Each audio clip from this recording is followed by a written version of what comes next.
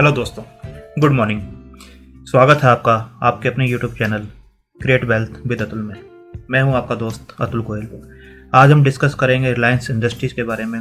नाम सबने सुना है, जाना है और ऑलमोस्ट सभी ने कभी ना कभी इसके शेयर्स लिए भी होंगे और अभी भी ले रखे होंगे, होल्ड किए होंगे। तो जानी मानी कंपनी है, बिजनेस सभी को पता है, काफ़ी डाइवर्सिफाइड अब हो गए हैं ये लोग। और ऑयल गैस के अंदर पहले इनका जो बिजनेस था, उसके बाद जियो में आया कम्युनिकेशन में, और उसके बाद जो है जियो मार्ट। तो सभी से रिलेटेड कुछ न्यूज़ हैं। वीडियो थोड़ा लंबा हो सकता है बट ध्यान से देखिए, क्योंकि इसके प्राइस टारगेट्स क्या बनते हैं, उसके ऊपर इसका क्या इम्पैक्ट है, लो साइड कितनी है और कितने टाइम के लिए इसे होल्ड रखना है। तो वो सब न्यूज़ हम यहाँ पर डिस्कस करेंगे। कुछ न्यूज़ हैं जो भी रिसेंटली आई हैं, कल के दिन आई थी। रिलायंस और बीपी का जो न्यूज़ आई है, उसके बाद रिलायंस जियो से रिलेटेड कुछ स्पेक्ट्रम्स की जो न्यूज़ है उसका उस पर क्या इम्पैक्ट है। उसके बाद सुप्रीम कोर्ट ने क्या एक डिसीजन दिया है वो भी हम देखेंगे।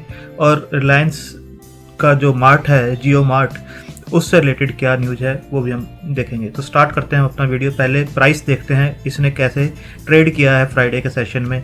आप देखिए, रिलायंस इंडस्ट्री लिमिटेड 1998 के ऊपर 3:10 की क्लोजिंग है, बट ये जो क्लोज हुआ है 4 बजे के आसपास, वो आप देखेंगे 1991 पे फाइनल क्लोजिंग हुई है 1991.55 के आसपास। अगर आप देखेंगे पूरा सेशन जो है ऑलमोस्ट ठीक ठाक एक नैरो रेंज में ही इसने काम किया है। बट लास्ट में जब ये न्यूज़ आई थी तो एकदम सडन स्पाइक इसके अंदर आया था 3 बजे के आसपास, और 1973 के आसपास जो चल रहा था 3 बजे, वो सीधा पहुंच गया था 2003 के आसपास 3:20 पे। तो आप देख सकते हैं ग्राफ, 1980 का जो ओपन हुआ था 2004 पे 90 पैसे इसने हाई बनाया है। लो जो बनाया था 1965 रुपये का इसने बनाया था, और क्लोजिंग जो है 1991 के आसपास इसकी हुई है।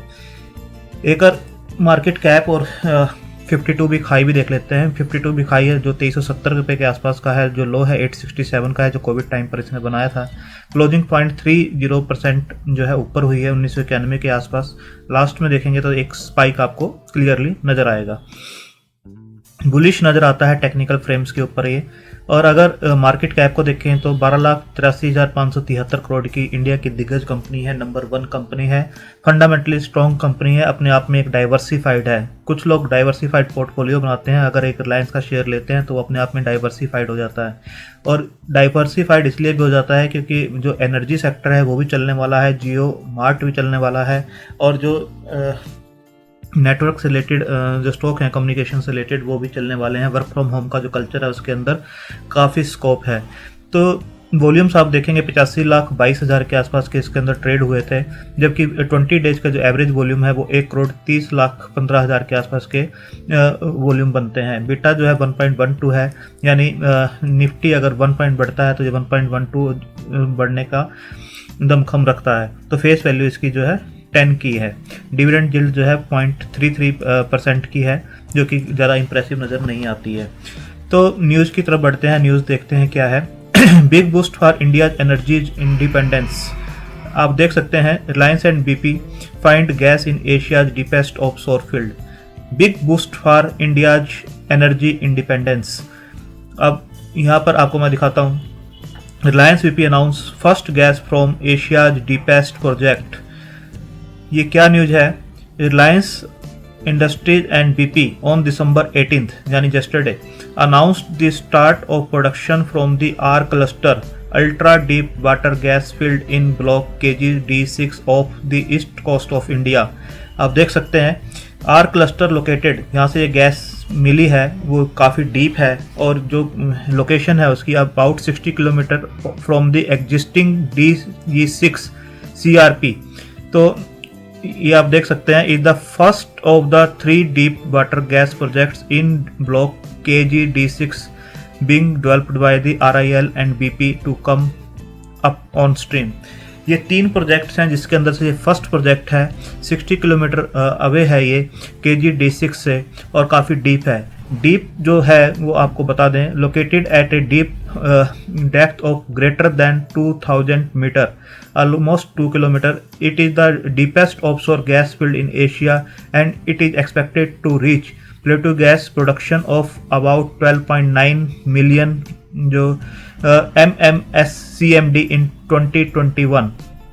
आप देख सकते हैं the other two projects are, जो एक प्रोजेक्ट है जिसके ऊपर अभी ये न्यूज आई है, ऑलमोस्ट 2000 जो मीटर है वो डीप है और 12.9 मिलियन MMSCMD जो 2021 तक इसमें निकलने की उम्मीद है। और दो प्रोजेक्ट जो अदर्स हैं वो सैटेलाइट क्लस्टर है, एक MJ है। The three projects together are expected to meet nearly 15% of India's gas demand by 2023, the company said in joint statement। 2023 तक जो है 15% जो इंडिया की एनर्जी की डिमांड है वो इन तीन प्रोजेक्ट से फुलफिल होती हुई नजर आएगी। तो इसकी क्या इंपॉर्टेंस है, आप देख सकते हैं कि जो इंपोर्ट पे इनकी डिपेंडेंसी है वो कम हो जाएगी। यहाँ पर क्लियरली मेंशन किया हुआ जो इंपोर्ट की The once by operational by 23, the production from three gases will together meet 15% of India's gas production। तो इससे जो इंपोर्ट है उस पर डिपेंडेंसी काफ़ी कम हो जाएगी और इंपोर्ट पे डिपेंडेंसी कम होने से जो इंडिया का डेफिसिट है उसके ऊपर भी काफ़ी अच्छा फर्क आपको नज़र आएगा। We are proud of our partnership with BP that combines our expertise in commissioning gas projects under some of the most challenging geographical and weather conditions. आप देख सकते हैं काफ़ी डीप है लोकेशन जो बता रहे हैं और बीपी की जो एक्सपर्टाइज है उसके साथ मिलकर इन्होंने काम किया है। यहाँ पर the next project the satellite cluster is expected to come on stream in 2021 followed by the MJ project in 2022। आप देख सकते हैं जो नेक्स्ट प्रोजेक्ट है वो 2021 तक आने का उम्मीद है और 2022 में जो लास्ट प्रोजेक्ट है थर्ड प्रोजेक्ट है इनका MJ भी आने की उम्मीद है। Peak gas production from the three field is expected to be around 30 MMSCMD। अभी जो मिला है वो 12.9 मिलियन है आपको बता दें, और जब तीनों प्रोजेक्ट पूरे हो जाएंगे तो 30 तक ये पहुंचने की उम्मीद है 2023 तक। Which is expected to be about 25% of India domestic production and will help reduce the country's dependence on imported gas. जैसे मैंने आपको बताया उस कंट्री की जो है इंडिया की जो है जो डिपेंडेंस है इंपोर्ट करना गैस का उस पर काफ़ी असर पड़ेगा और काफ़ी फ्री हो जाएंगे। तो 25% ऑफ इंडिया डोमेस्टिक प्रोडक्शन जो है वो 2023 तक इससे फुलफिल हो सकती है। These projects will utilize the existing hub infrastructure in KG-D6 block। RIL is the operator of KG-D6 with 66.67% participating interest and BP holds a 33.33% participating interest। आप देख सकते हैं जो रिलायंस का इसके अंदर हिस्सा है वो 66.67 का है और जो BP का है वो 33.33% का हिस्सा बनता है। तो क्लियर है जो इंडिया के लिए काफ़ी अच्छी न्यूज़ है ये, जो एनर्जी इंडिपेंडेंस होने जा रहा है 2023 तक। काफ़ी हद तक तो अभी इससे ही इम्पैक्ट आना स्टार्ट हो जाएगा और फिर अदर जो ब्लॉक्स हैं उससे और भी ज़्यादा असर पड़ना स्टार्ट होगा। आप देख सकते हैं क्लियर न्यूज़, और ये काफ़ी अच्छी न्यूज़ है इंडिया के लिए भी और रिलायंस इंडस्ट्री के लिए भी, और आने वाले दिनों में ये और भी अच्छी न्यूज़ बनती हुई नज़र आएगी। अब आपको बताते हैं जो सुप्रीम कोर्ट का ऑर्डर है वो ऑर्डर क्या आया है। ये न्यूज़ है 18 दिसंबर की 3:45 की। सुप्रीम कोर्ट का ऑर्डर है, supreme court to RIL deposit ₹250 crore as per SAT order. ये क्या केस है? The supreme court on Thursday asked Reliance Industries to deposit 250 crore which is 50% of the 447 crore as order by the SAT in case related to the sale of Reliance Petroleum shares by RIL in November 2007। तो ये बताया गया है कि जो इन्होंने नवंबर 2007 में RPL के रिलायंस पेट्रोलियम के जो शेयर बेचे थे उसका ये केस चल रहा है और उसके अंदर जो डिसीजन आया है वो ये है कि इनको 250 करोड़ रुपए डिपॉजिट करने हैं एज पर द SAT जो रूल्स हैं। तो ये वहाँ पर सेबी में भी इन्होंने अपनी फाइल जो है सबमिट करवाई है, उसके अंदर जो फीलिंग्स होती हैं उसके अंदर बताया गया है। There shall be stay on the recovery of the balance inclusive of interest pending the appeal. The apex court said in its interim order while noting that RIL had complied with SEBI's order for divertment from the dealing in equity derivatives for 1 year। आप देख सकते हैं इस order को जो दिया गया है 250 करोड़ डिपॉजिट करने के लिए RIL को 18 दिसंबर की ये न्यूज़ है 3:45 की। तो ये सुप्रीम कोर्ट की न्यूज़ थी। इससे पहले आपने रिलायंस और BP की न्यूज़ देखी। अभी हम एक और न्यूज़ पे चलते हैं। ये न्यूज़ भी 17 दिसंबर की है और ये इनके अदर वर्टिकल्स जो हैं उनसे रिलेटेड है। Government to auction 2251 2251.25 mega hertz spectrum worth ₹3.92 lakh crore in March. Ravishankar Prasad, जो रविशंकर प्रसाद जी ने अनाउंस किया है, अभी डेट है 17 दिसंबर 8:23 की ये न्यूज़ है। The cabinet has approved the auction of 4G airwaves in March 2021 which is expected to fetch it rupees 3.92 lakh crore based on reserve prices. This sale will help Reliance Jio renew a chunk of expiring spectrum permits. जो Reliance Jio के कुछ spectrum है वो expire होने वाले हैं, वो इस जो स्पेक्ट्रम के भी नीलामी होने वाली है उसके अंदर उसको हेल्प मिलेगी नए स्पेक्ट्रम लेने के लिए। And offer Bharti and Vodafone a chance to strengthen their bandwidth holding as data usage rises. जैसे जैसे डाटा की रिक्वायरमेंट ज़्यादा हो रही है तो स्पेक्ट्रम निकाले गए हैं। इससे कंपनी अपनी जो स्पेक्ट्रम की जो स्ट्रेंथ है उनको और बढ़ा सकती हैं, अच्छा कर सकती हैं। Spectrum will be offered for assignment for a validity period of 20 years. A total of 2251.25 MHz is being offered with total valuation of 3.92 lakh crore, the government said. ये न्यूज़ आप देख रहे हैं। अब आप इससे रिलेटेड न्यूज़ देखिए। Reliance Jio requires, ये जो न्यूज़ निकल के आई है ये 17 दिसंबर की ही न्यूज़ है 5 बजे की, जो कि बताया गया है। मोतीलाल ओसवाल ने सारा एस्टिमेट लगा के बताया है कि Reliance Jio requires ₹28,000 crore to renew the spectrum. BI मतलब Vodafone Idea requires to spend less. Motilal Oswal said that steep pricing of ₹700 MHz would spark limited interest। जो 700 MHz का जो स्पेक्ट्रम है वो बता रहे हैं कि उसके अंदर एक लिमिटेड ही इंटरेस्ट रहेगा क्योंकि वो काफ़ी स्टीप प्राइसिंग उसकी की गई है।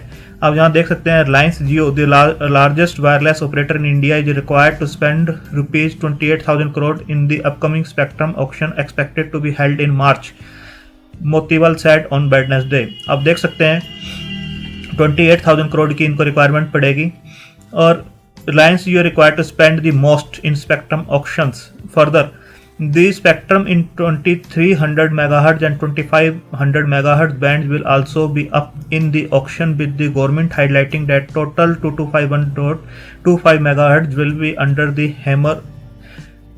In a release, the government also highlighted that the 2251.25 MHz of spectrum is valued 3.9 crore। आप देख सकते हैं 2300 और 2500 जो मेगाहर्ट्ज हैं उनके भी स्पेक्ट्रम निकाले गए हैं।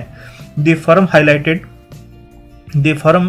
highlighted that Reliance Jio would require capital expenditure of ₹28,000 crore to renew its expiring spectrum at reserve price, while Bharti would require 13,000 crore. Further, Vodafone Idea would require list capital expenditure of 8,300 crore to renew its expiring spectrum। आप देख सकते हैं सबसे कम जो है Vodafone idea का है और सबसे ज़्यादा जो है 28,000 करोड़ जो है रिलायंस जियो का है। तो ये न्यूज़ है इससे रिलेटेड जो मैं बता रहा था कि आपको 700 bands carries whopping price band, जो इसका अपने आप में जो प्राइस टैग है वो 2.3 लाख करोड़ का है, जो कि बेस प्राइस इन्होंने रखा है। तो इसके अंदर लिमिटेड इंटरेस्ट बता रहे हैं कि जाएंगे। बट रिलायंस को जो स्पेक्ट्रम निकाले गए हैं, जो रिलायंस जियो से रिलेटेड न्यूज़ है वो ये है कि 28,000 करोड़ रुपए इनको अब चाहिए होंगे टू रिन्यू दी स्पेक्ट्रम्स। ये न्यूज़ हुई रिलायंस जियो से रिलेटेड। अब आपको बताते हैं कि Mark Zuckerberg and Mukesh Ambani discuss WhatsApp Jio impact future of tech in India. ये पूरी न्यूज़ है जिसके अंदर मार्क एंड मुकेश अंबानी दोनों ने काफ़ी डिस्कशंस किए हैं व्हाट्सएप जियो को लेकर और इंडिया में जो टेक्नोलॉजी का फ्यूचर है उसको लेके क्या अपॉर्चुनिटीज बनती हैं, क्या फ्यूचर है। कोविड से रिलेटेड भी इन्होंने डिस्कस किया। आप देख सकते हैं कोविड से रिलेटेड डिस्कस किया गया है, अपॉर्चुनिटीज निकाली जा रही हैं, कैसे इसको आगे बढ़ाया जा सकता है, क्या फ्यूचर बनता है। इसके बाद आप देखिए रिलायंस जियो मार्ट, ये 16 दिसंबर की न्यूज़ है। तो Reliance Jio mart is averaging half a million orders per day, 5 lakh order 5 lakh order, 1 million, 10 lakh and half a million orders, 5 lakh. WhatsApp driving growth. आप देख सकते हैं JioMart has scaled rapidly with a few months of launch. At Facebook Fuel for India 2020, Reliance Industry outlined its growth plans for the platform. JioMart, Reliance online to offline commerce platform, had launched in May, has scaled up rapidly, riding on the pandemic-fueled digital acceleration. आप देख सकते हैं मई में इसको launch किया गया था। With in 6 month इसने काफ़ी पर डे के जो ऑर्डर्स हैं 5 लाख के ऑर्डर्स ये उठा रहे हैं। This service which went live in 200 cities across India is currently processing an average of 5 lakh orders per day. We can go even higher on peak days. JioMart CEO Kiran Thomas revealed at Facebook for fuel India 2020 event. एक event हुआ था जहां पर ये बताया गया है, उनकी जो सीईओ है जियो प्लेटफॉर्म पे कि 200 सिटीज में ये काम कर रहे हैं अभी, और मई में इसको लॉन्च किया गया था और 5 लाख ऑर्डर्स ये पर डे के उठा रहे हैं और इनके पास अभी और भी ऊपर जाने का बहुत अच्छा स्कोप है। तो आप देख सकते हैं क्लियरली ये जो बताया गया है विच इट कॉल्स देश की नई दुकान, ये स्लोगन जो दिया गया है इसे देश की नई दुकान है। व्हाट्सएप से जोड़ा जा रहा है, ग्रुप्स बनाए जा रहे हैं। JioMart is empowering millions of kirana and small merchants through the smile and secure platform of WhatsApp and linking them to Reliance Retail's pan India supply chain। आप देख पा रहे हैं व्हाट्सएप से ग्रुप से उनको जोड़ा जा रहा है और इंडिया पे जो इनका प्रेजेंस है रिलायंस रिटेल का, उसकी सप्लाई चेन है, किराना स्टोर को, स्मॉल मर्चेंट्स वालों को, उनको जोड़ा जा रहा है। तो ये जो न्यूज़ है हुई इंडिया मार्ट की। उससे पहले हमने डिस्कस किया जियो को, JioMart, उससे पहले जियो से रिलेटेड, देन रिलायंस BP से रिलेटेड, सुप्रीम कोर्ट का ऑर्डर। अब हम एक और चार्ट पे डिस्कस कर लेते हैं कि जो शेयर है वो कैसे बिहेव कर रहा है पिछले कुछ दिन से और इसने कौन सा लो बनाया है, कब इसने हाई बनाया था। हाई आप देखेंगे ऑलमोस्ट इसने जो बनाया है 2370 रुपये का हाई बनाया है 16 सितंबर को। तो आप देख सकते हैं 16 सितंबर को जो 2370 रुपये का हाई बनाया, उसके बाद ये यहाँ से टूटना स्टार्ट हुआ था। इसके टूटने की कुछ रीजन से बीच में से एक न्यूज़ आई थी, जो रूमर था कि मुकेश अंबानी जी की जो हेल्थ है उस पर कुछ असर हुआ है और वो काफ़ी दिन से दिखाई नहीं दे रहे हैं। और IPL जो हुए थे उस टाइम पर, और IPL में भी उनकी फैमिली जो हमेशा प्रेजेंट रहती थी, उनकी मिसेज और जो सन है वो हमेशा प्रेजेंट रहते थे, इस बार वो नज़र नहीं आए हैं। हो सकता है नज़र इसलिए ना आए हो क्योंकि कोविड का इफेक्ट चल रहा था, पहले कोविड नहीं होता था, बट एक रूमर ये फैला था कि उनकी हेल्थ पे शायद कुछ असर पड़ रहा है। तो यहाँ से जो शेयर था धीरे धीरे काफ़ी ब्रेक हुआ था और इसने जो लो बनाया था 1835 रुपये का लो बनाया है। तो 1835 के आसपास से यहाँ फिर ये बाउंस बैक हुआ था। बाउंस बैक होने के बाद 2095 का इसने हाई बनाया, अगेन ये करेक्ट हुआ और 1900 को इसने फिर टच किया, 1895 को 2095 से टच करके अगेन ये नीचे गया 1895 और उसके बाद एक रेंज बाउंड ये चल रहा है। आप देखिए बहुत ही नैरो रेंज में ये काम कर रहा है। ऊपर का जो लेवल बनता है ऑलमोस्ट जो है 2000 के आसपास के लेवल बनता है, 2030 के आसपास का लेवल बनता है और नीचे का जो लेवल आप लगाएंगे तो 1922 के आसपास का लेवल बनता है। पिछले कई दिन से अगर इसकी रेंज देखें, 100 रुपये की जो रेंज है इसने पकड़ी हुई है और इसके अंदर ही ये काम कर रहा है। काम करने का मतलब है एक नैरो रेंज में कंसोलिडेट होता है एक शेयर, तो जितनी भी जो न्यूज़ आती हैं उसको वो हजम करता है और फैक्टर्ड इन करता है उन सभी न्यूज़ को। तो 100 रुपये की रेंज है, 2000 रुपये का अगर शेयर है तो 5% की रेंज में वो काम कर रहा है और ऊपर और नीचे। जो पहले एक वाइड रेंज हुआ करती थी उसको इसने काफ़ी स्मॉल कर दिया है। अब यहाँ पे देखिए 2100 रुपये की जो रेंज थी और नीचे 1835 की रेंज थी, उसको धीरे धीरे इसने रिड्यूस किया है। यहाँ पर रिड्यूस किया, यहाँ फर्दर रिड्यूस किया और यहाँ से ऊपर से भी नीचे का रिड्यूस किया। तो एक नैरो रेंज में ये काम कर रहा है। जब भी कोई अच्छी न्यूज़ आती है, कुछ भी होता है, अगर इसमें ब्रेकआउट आता है तो ये जो रेजिस्टेंस पहला इसका बन रहा है 2095 के आसपास का इसका एक रेजिस्टेंस बन रहा है, 2090 टू 2100 के आसपास का एक रेजिस्टेंस जोन है इसका। अगर ये इसको ब्रेक करता है तो ये अपने नए हाई की तरफ डेफिनेटली जाएगा। ये जो 52 वीक हाई है इसका, lifetime high 52 week high जो भी कह लीजिए, तो 2370 रुपये के आसपास का जो बनता है, अगर इसको ये ब्रेक करता है तो एक सडन स्पार्क आपको देखने को मिलेगा और ये इसको अपने 52 वीक हाई की तरफ ले जाएगा। तो लो साइड जो बनती है, आपको जो अकोमुलेशन करना है वो 1900 रुपये के आसपास कर सकते हैं। अगर ये शेयर मार्केट करेक्ट करती है, जो अपने कुछ न्यूज़ इसकी ऐसी आती हैं, तो अगर आपको 1900 रुपये के आसपास ये शेयर मिलता है तो आपको लेना चाहिए, धीरे धीरे अकोमुलेट करना चाहिए। इसे लॉन्ग टर्म के लिए अच्छा है, अपने आप में एक डाइवर्सिफाइड पोर्टफोलियो बना के देता है ये। जैसे मैंने आपको पहले भी बताया, रिटेल का पूरा मिक्सअप है इसके अंदर, एनर्जी मिक्स है इसके अंदर, और कम्युनिकेशन भी मिक्स है। तो काफ़ी न्यूज़ इसके अंदर चलती हैं। अभी जो रिटेल से रिलेटेड जो फ्यूचर ग्रुप के साथ इनकी डील चल रही है, वहाँ से अगर कुछ अच्छी न्यूज़, वहाँ से भी कुछ अच्छी न्यूज़ आती है तो हो सकता है कि ये जो शेयर है ऊपर जाता हुआ नजर आए। अकोमुलेशन आप इस लेवल पे भी कर सकते हैं, बट धीरे धीरे आप 1900 के लेवल अगर ये दिखाता है तो 1900 के लेवल पे आपको बिल्कुल अकोमुलेट करना चाहिए। तो इमीडिएटली आपको कुछ ही टाइम में ये 20% देता हुआ नजर आएगा। अगर ये यहाँ पर इस लेवल को ब्रेक करता है 2100 को, तो 2370 रुपये के लेवल इजीली बनते हैं। यहाँ ये हो सकता है कुछ कंसोलिडेट करे, बट इसके अंदर आने वाले टाइम में इससे भी ऊपर के लेवल्स नज़र आएंगे, क्योंकि जैसे जैसे इनके अलग अलग बिजनेस आगे बढ़ रहे हैं और सभी में ही ग्रोथ नज़र आ रही है और अच्छा स्कोप है आने वाले टाइम में, सभी बिजनेस में अच्छा स्कोप है। तो रिलायंस इंडस्ट्री में इस लेवल पे भी आप इन्वेस्टमेंट कर सकते हैं। 1900 के आसपास मिले तो बिल्कुल करना चाहिए। एक और अपने फाइनेंशियल एडवाइजर से ज़रूर इसके बारे में सलाह ले लीजिए। अपना जो रिस्क आप कितना ले सकते हैं, कितने टाइम की आपकी होल्डिंग है, सबको डिस्कस करके अपना जो इन्वेस्टमेंट है उसके हिसाब से कीजिए। थैंक यू, धन्यवाद।